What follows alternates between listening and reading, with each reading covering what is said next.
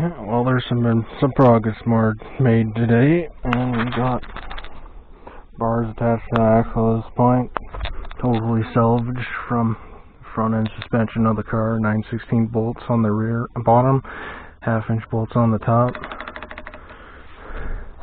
And we got to weld this bar in from this bushing onto this lug end, and then this arm bolts down.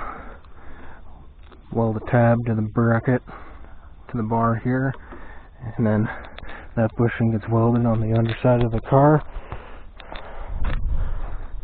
And we got some heavy angle grinding to do to clean up this piece of L channel and cut it in half, weld that into the frame of the car so it's not the sheet metal in the car that the things are welded to, etc.